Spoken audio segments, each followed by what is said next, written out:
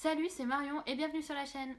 Aujourd'hui on se retrouve pour le book haul du mois de novembre et j'ai 6 livres à vous présenter avec seulement 4 achats parce que le samedi 3 décembre je vais au salon de Montreuil et je compte m'acheter plusieurs livres. Du coup j'ai limité mes achats au mois de novembre. Je vais alors commencer ce book haul avec mon premier achat du mois. Il s'agit de 14-14 de Silène Edgar et Paul Béorn aux éditions Castlemore. Ça fait un moment que j'entends parler de ce roman et j'attendais sa sortie en poche pour l'acheter. Et en plus, comme du coup en poche il ne fait que 5,90 €, je me suis dit c'est le moment de l'acheter. J'ai très hâte de me plonger dedans, même si depuis j'ai lu quelques chroniques qui n'étaient pas forcément positives. C'est l'histoire de deux garçons de 13 ans qui se nomment Adrien tous les deux. Ils habitent seulement à quelques kilomètres l'un de l'autre en Picardie. Ils vont alors s'échanger entre eux par courrier quelques confidences sur leurs liens avec leur famille, sur l'école, sur les filles. Seulement voilà, une seule chose les sépare. Il y en a un qui vit en 1915 et l'autre en 2015. C'est le genre de livre qui a l'air de se lire assez rapidement et je pense le lire au cours du mois de décembre. Ensuite, il me fallait absolument, le jour de sa sortie, Lux, le tome 4, Origine de Jennifer L. Armentrout aux éditions J'ai lu. On était resté en plein suspense avec le tome 3, donc il fallait absolument que je me lance dans celui-ci. Et ce que je peux te dire, c'est que le suspense est pire à la fin de ce tome-ci qu'à la fin du tome 3. Du coup, l'attente du dernier tome va être assez longue et je crois qu'il sort courant début d'année 2017. Donc ça va, on va pas devoir attendre non plus un an, mais on va devoir attendre un petit peu quand même. Donc bon, je vous en parlerai prochainement dans un update lecture. Ensuite, je suis allée à Gilbert Joseph et j'ai trouvé d'occasion La boiteuse de Françoise Grard aux éditions Gulfstream dans la collection Électrogène. Donc c'est mon premier livre aux éditions Gulfstream.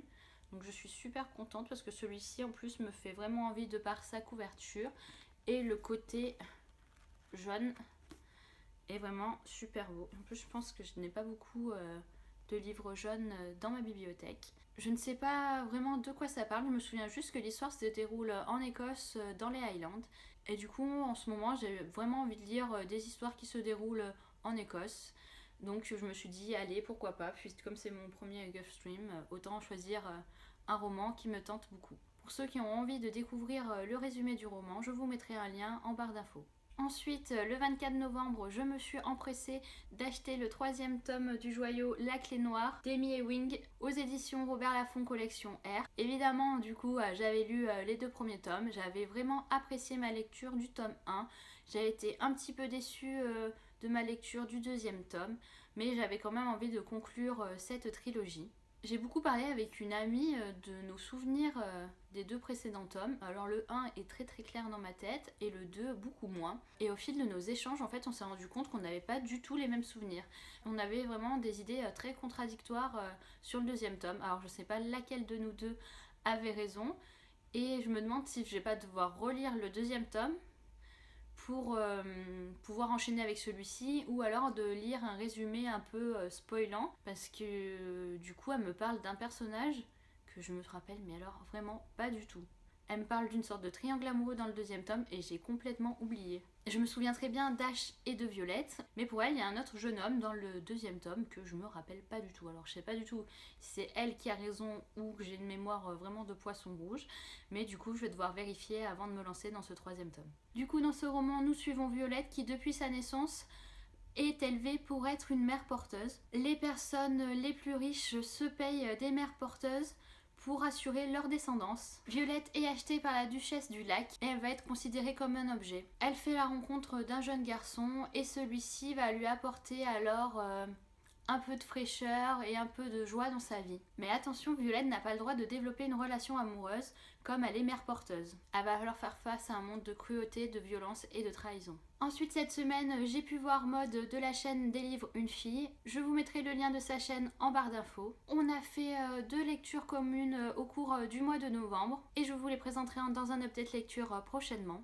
Et du coup on en a profité pour se prêter des livres. Et elle m'a donc prêté le tome 2 de Red Rising Golden Sun de Pierce Brown, mais aussi le tome 3 de Red Rising Morningstar aux éditions Hachette Roman. J'avais beaucoup apprécié ma lecture du premier tome, même si comme je vous l'ai dit dans la dernière vidéo wishlist, c'est un tome que j'avais mis assez longtemps à lire parce qu'il y a beaucoup d'informations dans ce roman, beaucoup de descriptions, beaucoup d'actions et beaucoup de personnages, mais c'était une lecture très agréable et j'avais vraiment envie de lire la suite. Et j'ai été ravie quand Maud m'a proposé de me prêter les 2 prochains tomes. Du coup, je vais pouvoir essayer de les lire au cours du mois de décembre. Le deuxième tome fait quand même 528 pages et le troisième tome 552 pages. Donc bon, j'ai de quoi lire quand même. Je ne saurais même pas comment vous résumer le premier tome sans mettre de spoiler. Du coup, je préfère juste vous mettre un lien du résumé aussi en barre d'infos. Parce que alors là, vraiment, j'ai vraiment peur de vous dire de gros spoilers sur ce roman. Et franchement, ça vous gâcherait un peu votre lecture. Voilà, mon book haul est terminé. Je vais essayer de vlogger toute la journée du samedi à Montreuil et de vous mettre ça en ligne du coup la semaine prochaine. Ça sera mon premier vlog, alors je vais tester et on verra bien si j'ai de la matière pour produire une vidéo et si c'est le cas, du coup je vous la mettrai la semaine prochaine. Du coup on se retrouve vendredi dans une prochaine vidéo. Salut!